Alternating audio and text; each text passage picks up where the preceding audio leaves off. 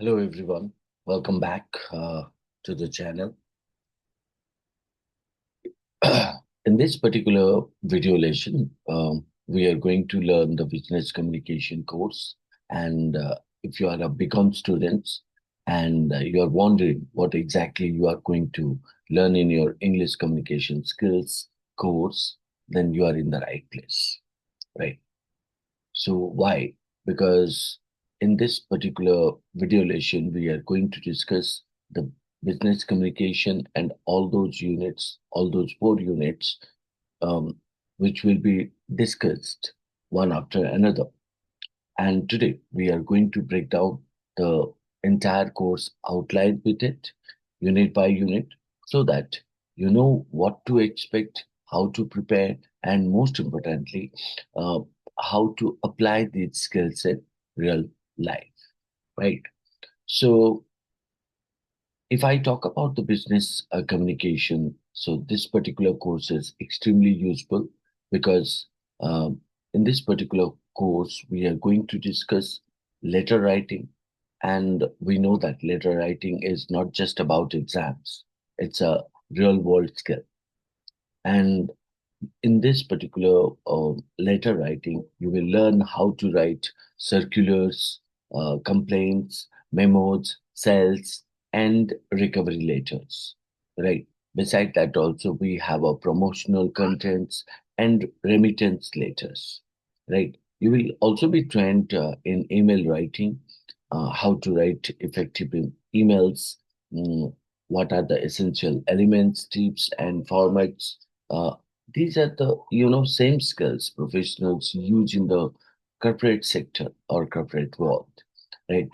So you don't need to worry about it. We will also go step by step into means all those of the letters.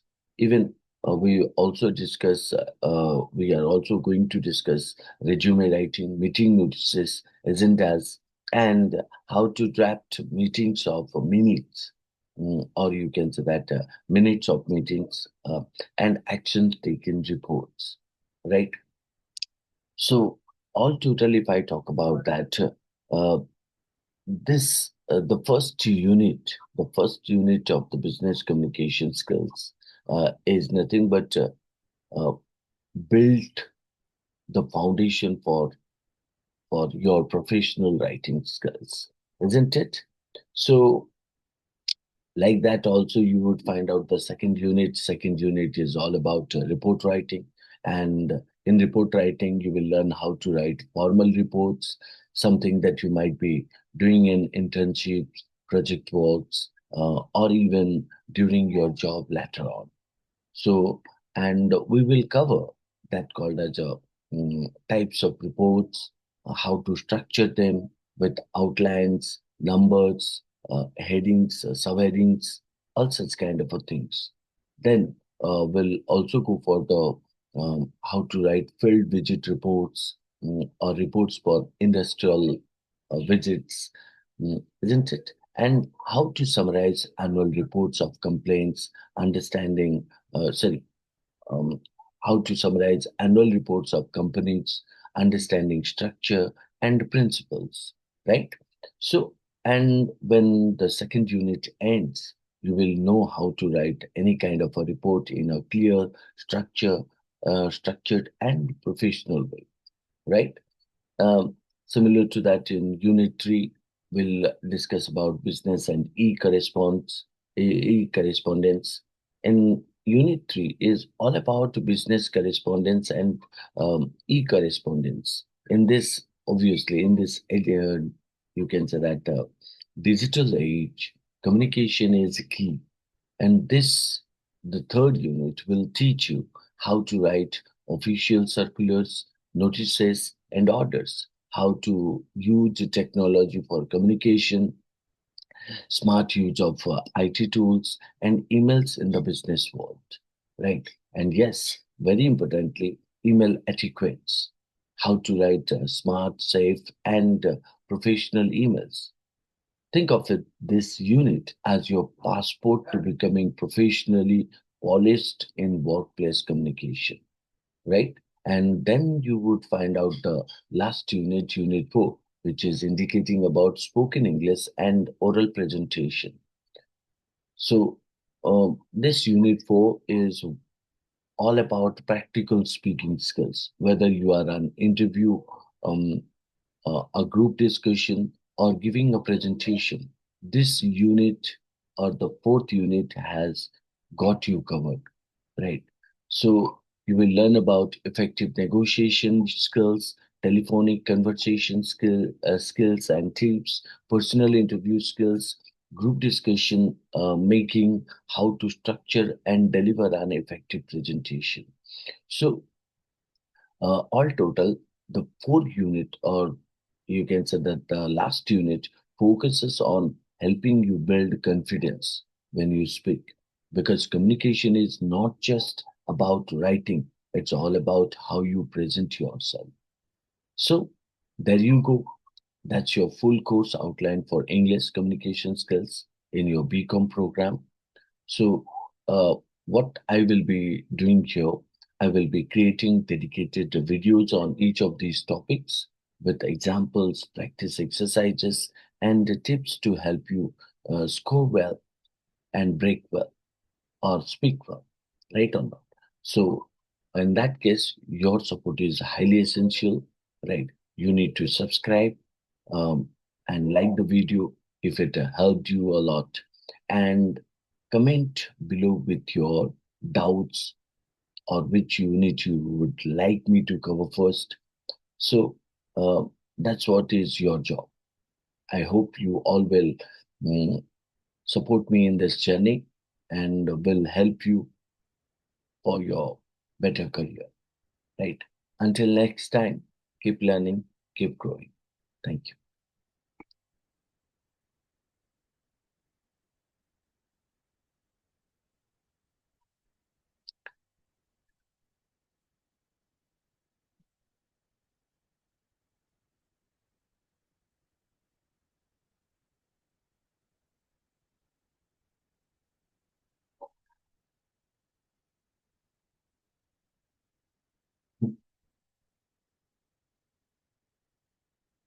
So let's go to the first part of this business communication course.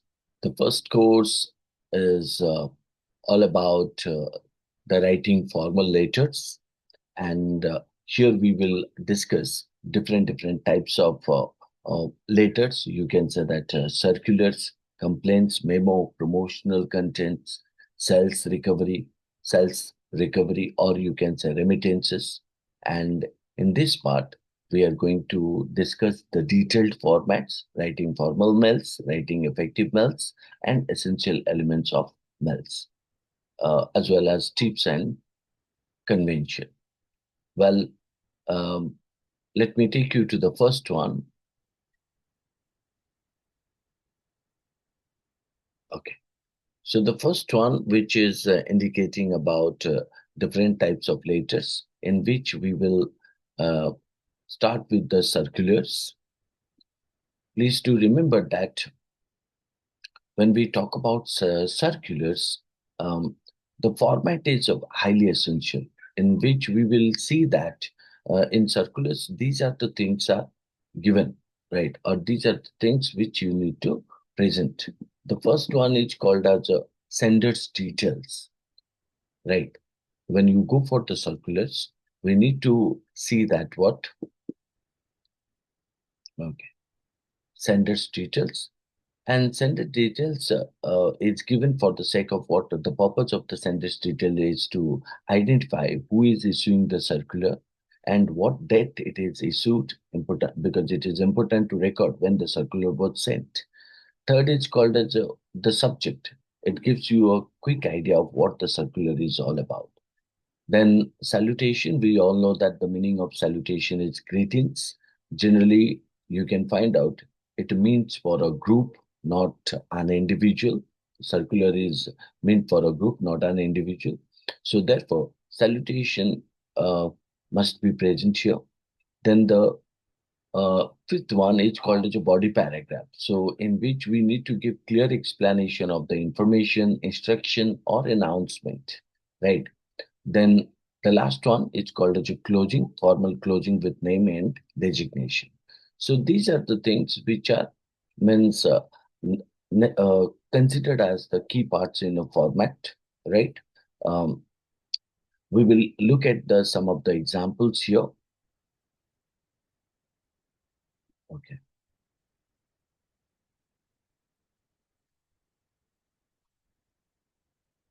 Mhm. Now see that in circulars, if you the first question come to the mind, what is a circular letter actually? If you talk about that, a circular letter is a type of official communication, right? It is an official communication sent to a large number of people, usually within the same organization or group, uh, to convey the same message, such as announcement of policy changes, celebrations, holiday, new openings, retirements. So, for all these means all these regions, we need a circular letter. It doesn't require a personal address like a personal letter, but it follows a formal tone and formal tone and structure. So this is the format of this is a format of a circular letter.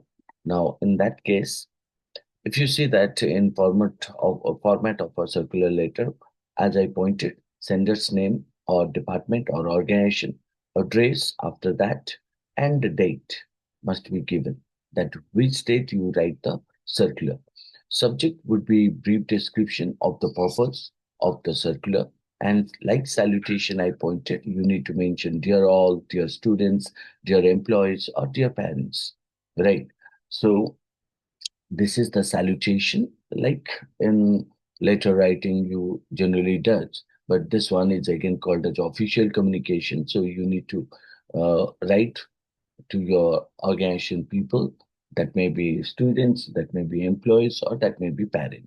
Uh, Not parents, actually, it becomes a, yeah, if organization is sending any of the circular to the parents.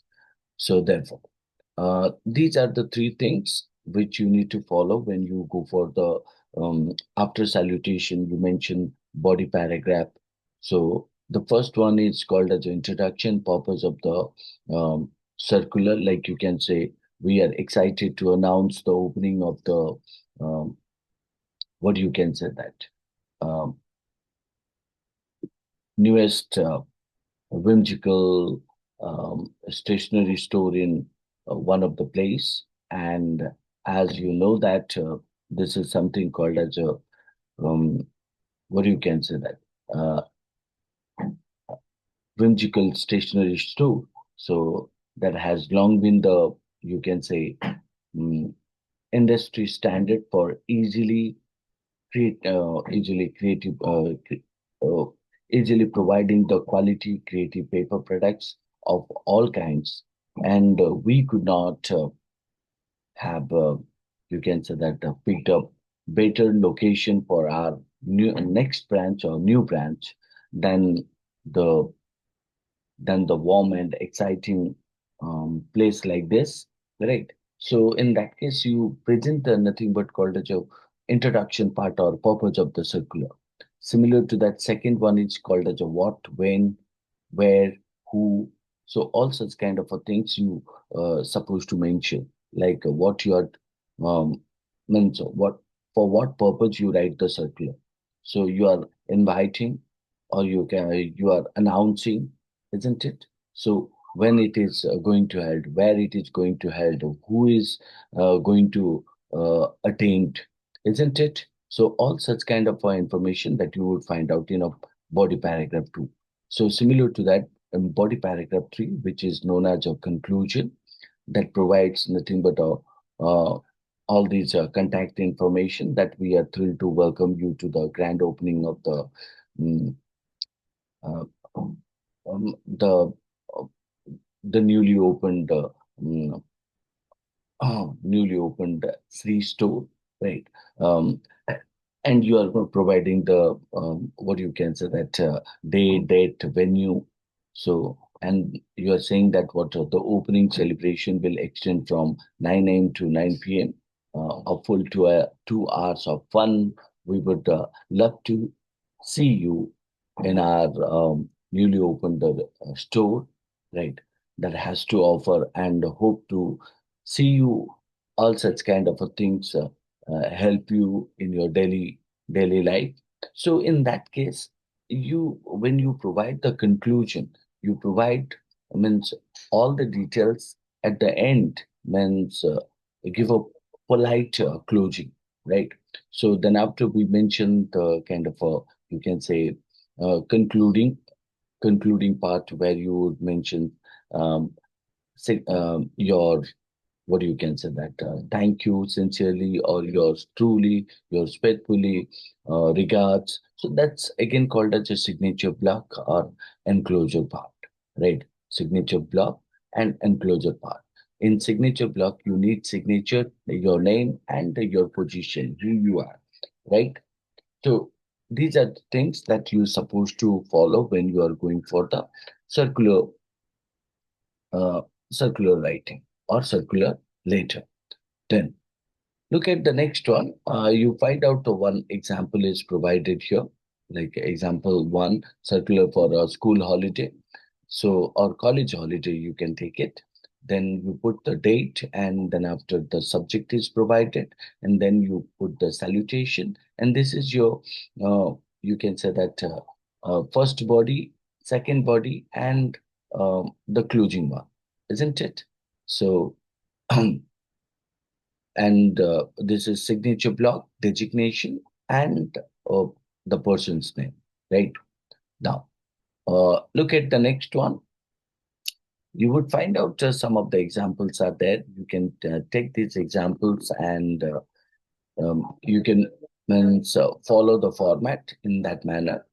Then the next one, again called as this is the kind of example for staff meeting, circular for staff meeting, and here you would find out the department who is conducting that staff meeting. So Department of English, Starlight Degree College, and you put the date, then your subject is which is stating about urgent staff meeting regarding new curriculum. So new curriculum. And then you give the salutation, dear faculty members. Then you put the first body paragraph.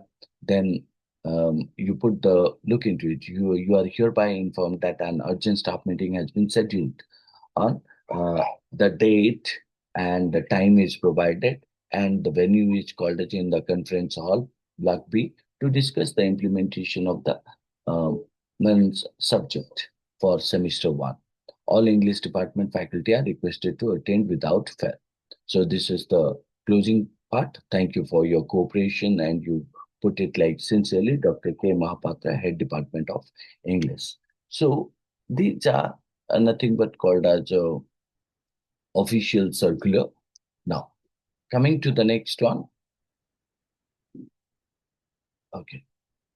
Now, uh, this is what you would find out about the circular. Now we move to the next one. The next one is about memo. Memo in short, and the complete meaning of the memo is called as a memorandum, right? And what is that memorandum? So memorandum is nothing but called as a short, uh, formal internal communication that used within an organization to express information, announcement, and provide instruction. Try to understand that. It is not used to communicate with external individuals or organizations. So you can say that memos are brief, concise, to the point, and formal in tone. They help maintain a record of communication and are mostly used in offices, schools, and payment departments, isn't it? So, similar to that, like circulars, in memos also we have some of the key parts, right? And these key parts, like first we need to put the to, because who the memo is addressed to, individual or department, from who is writing, sending the memo. So date, when does the memo, uh, when does the memo write, or called as when the memo is being written. Subject gives a quick idea of the memo's topic, and body gives all necessary details in a concise and professional manner. Right. Okay.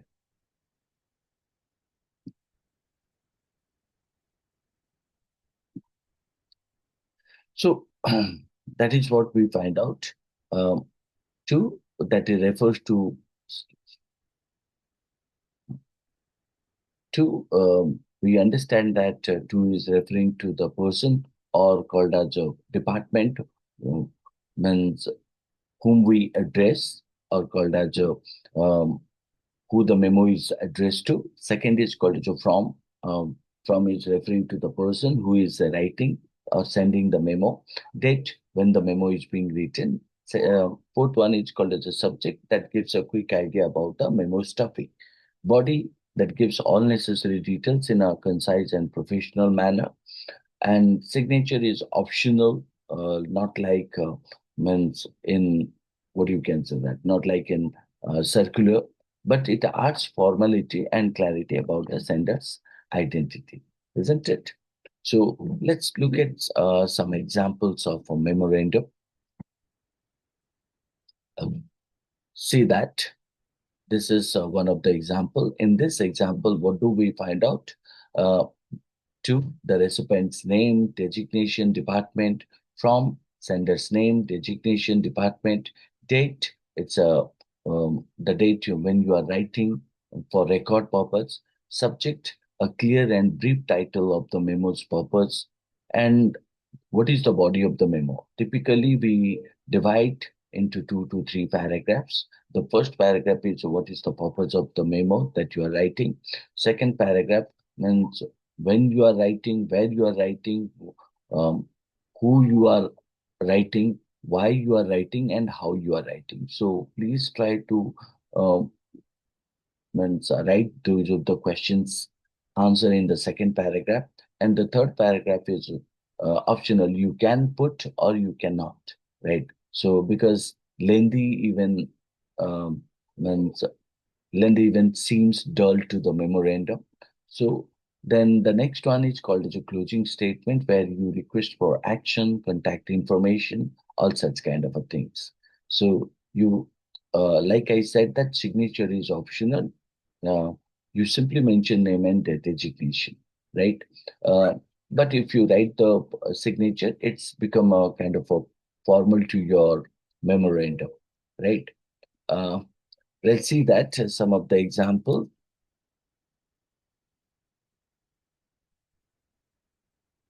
Okay, now mm, um, some examples which are pointed here.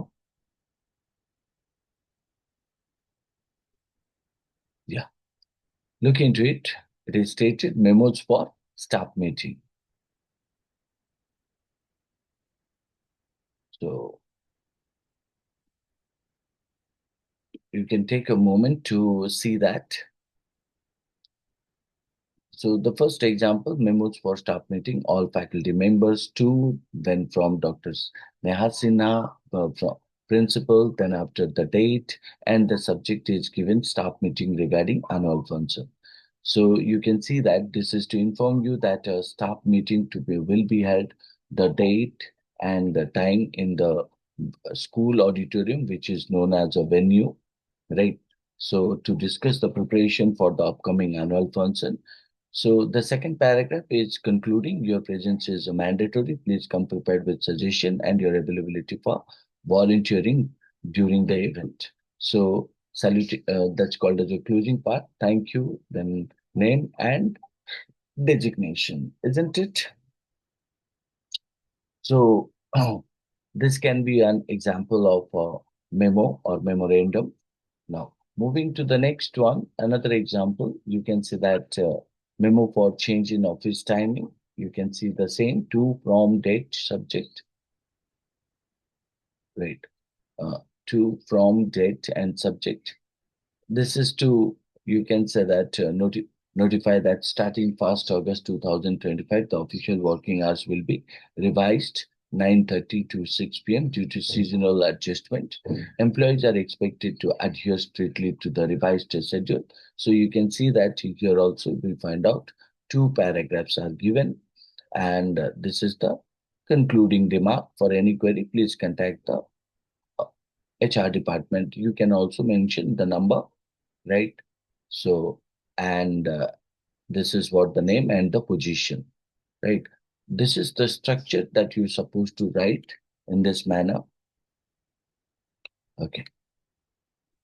Coming to the another one. Okay. Look into it. These are indicating about key characteristic or main characteristic of a good memo.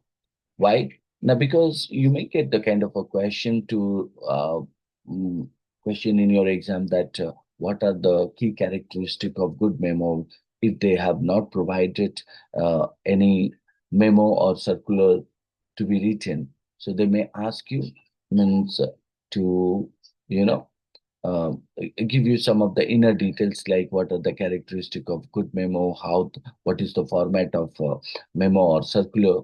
So that is why you need to focus, keep in your mind the key characteristic of a good memo. So these are the five. You can say that a brief and clear, one page usually.